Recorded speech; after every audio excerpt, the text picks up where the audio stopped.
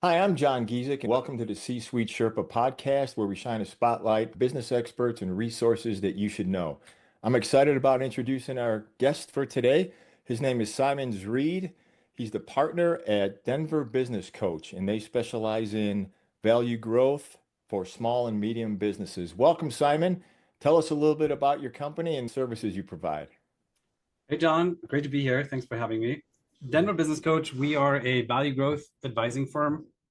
We're a team of 10 advisors started in 2012 and really work with small businesses, $1 to $20 million is kind of the bell curve in helping owners build a valuable asset and ultimately prepare for a successful exit and have fun doing it.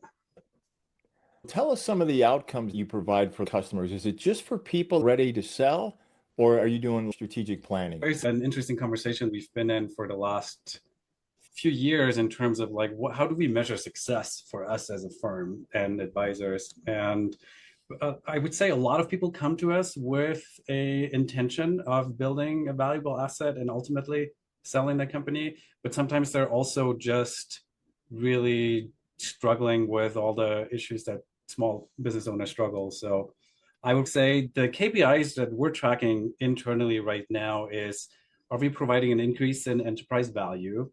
Are we improving the multiple currently assigned to them? Are we able to improve that? Revenue growth, and profit margin growth are kind of internally that we're looking to improve within the business owners. And then with the size of companies we're working with, time freedom for the entrepreneur, how many hours are you working and how dependent is the business on you? A lot of business owners have their business own them. They can't see an exit strategy of the company surviving without them. At least that's in my experience. So, Yeah. how do you deal with the owner that is so ingrained in the company and he tells you he wants to exit in 5 years? What's the first step of that process for the owner? Our first step usually is what we call an immersion. It includes an opinion of value, a broker opinion of value, a range where they're at, and then really educating the owner on why is their business worth what it is. And where does the current value maybe not match expectation that they might have around what their business is worth, and then being able to zoom in and say, okay, where are you getting discounted, and start educating them to then even see what is the strategy they want to implement and go after as it relates to getting towards an exit. Sometimes it is decreasing owner dependency, but sometimes there's lower hanging fruit like recurring revenue or cash flow or truing up the service offerings. It's not always just the owner dependency, but that's usually a big driver, especially with the clients that we're working with. But education would be the first step. Yeah, right. So, when you get in there, you're involving their whole team. You're going to start with the owner. That's probably the ideal situation. But then eventually you're dealing with the executive team. Is that correct?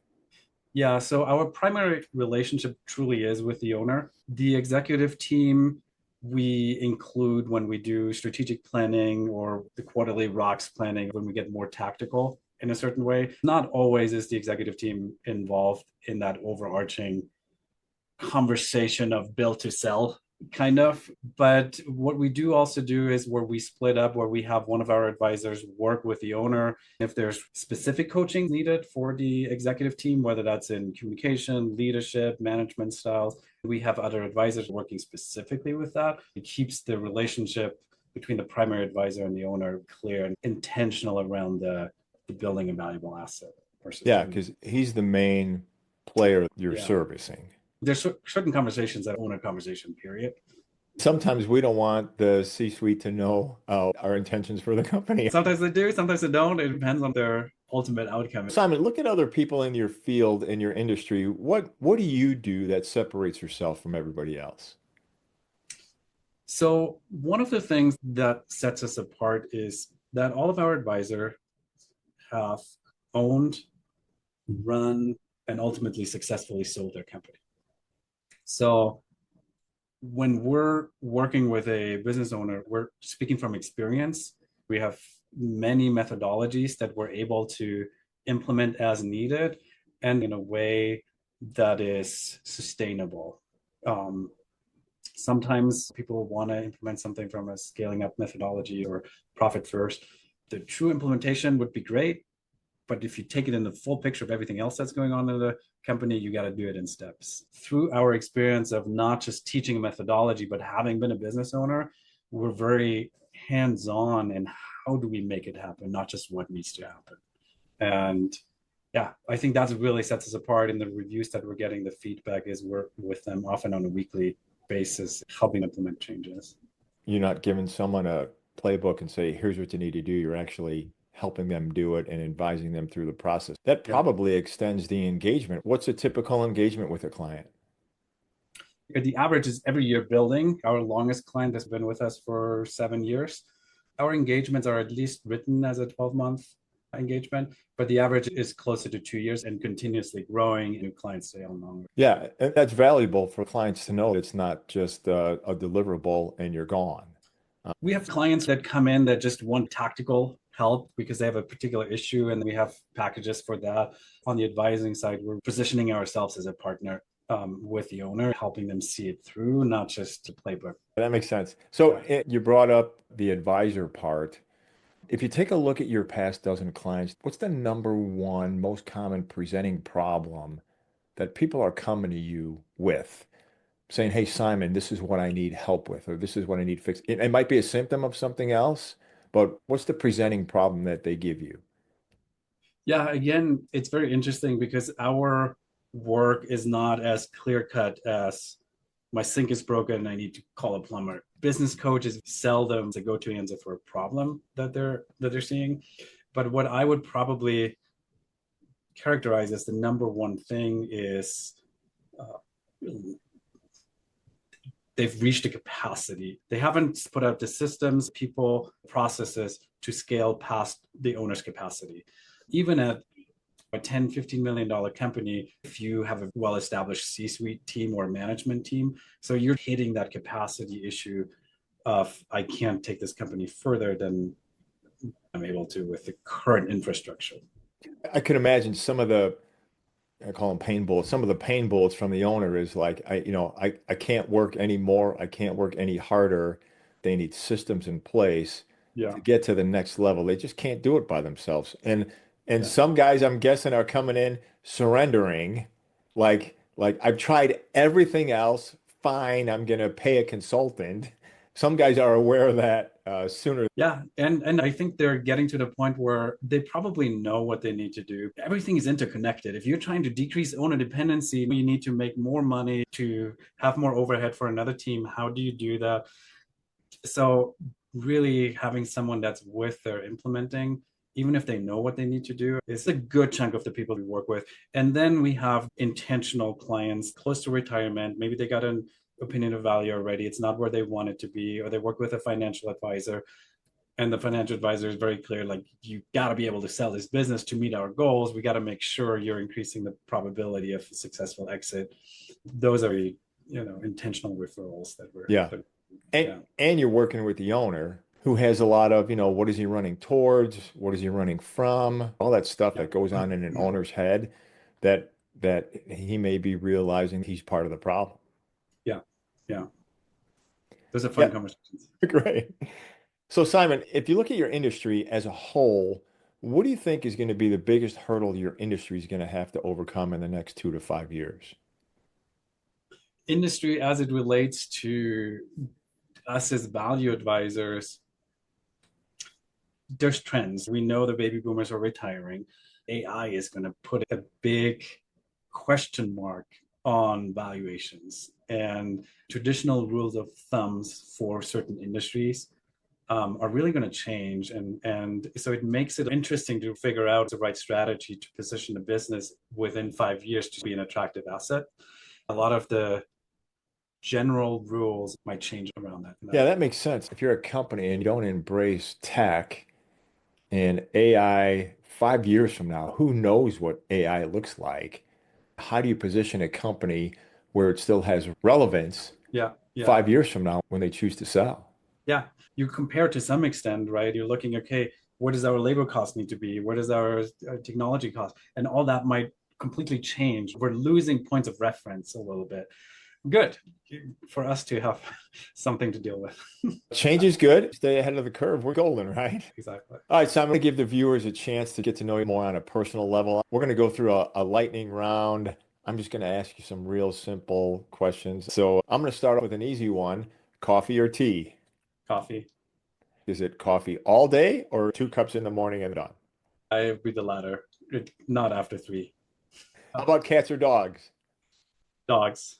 All right. I don't know if you know this, but there's a zombie apocalypse. You only get to take one item with you as you run out of your home. What are you taking? If it was a person, I would take my daughter. If I had one item, I would probably take a pen and a journal. A pen and a journal. That'll keep you busy. I want to read that when you're done. Leaving a legacy. That's right.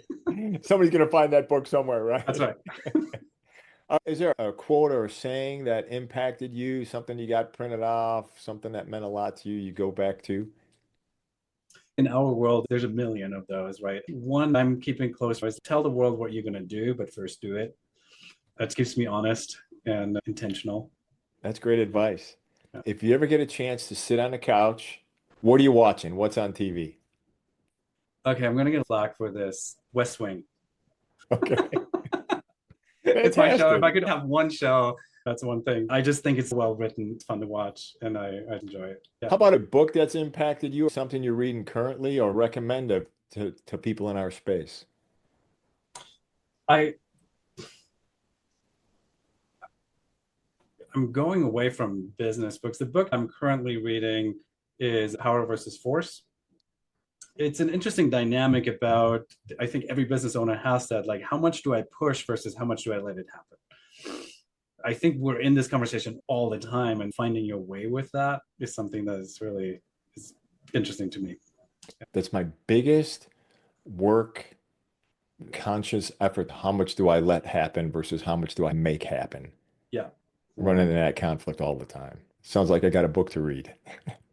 All right, let's tap your bucket list real quick. Give me something that was on your bucket list that you already checked off and something that's still on your bucket list that you know you're going to nail. I grew up in Switzerland. I was able to travel quite a bit in Europe. My daughter, that's a different story to go back there frequently. But the last 2 years, I've been able to take her back. We visited Spain, Italy, Switzerland, Germany. I'm really happy to give her that experience of life outside of Colorado. How about something still on the list you're going to nail? What's on my list is I want to move back part-time to live in Italy or Spain. One of the two is definitely what I'm going to nail. You got a time frame on that, Simon? 5 years. Good for you. 5 years max. So 5 years max. Love it. yeah. Okay, last one. Think about your biggest struggle that you had to go through to get the success that you're having today, and share the lesson that you learned from that struggle. I would say continuous improvement is always part of our conversation. Where we've failed 3 or 4 times is group coaching. And every coach's coach is out there is like, you don't trade time for money, set up a group thing. We've tried it several times and failed. We learned from that is just staying true to, just because you can do something doesn't mean you have to, and staying true to what really our core competencies are, and not feel like we just have to jump on the bandwagon because other people are doing it. That's a great lesson to learn as an owner. Yeah. Stay in your lane. Your lane's okay. Yeah. And it takes humility to acknowledge that, and confidence. Congratulations. So, Simon, people are going to watch the video. What's the best way to contact you? Of course, I'm going to put all your contact information in the podcast notes, but go ahead and tell us, how do we reach out? How do we find you?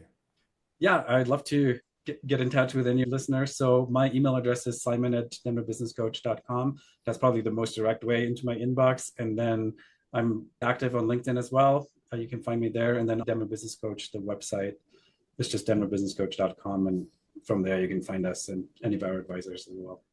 Well, that sounds great, Simon. I appreciate you taking the time today to join us, and I'm looking forward to connecting again real soon. Thank you, John. That was fun. Appreciate it.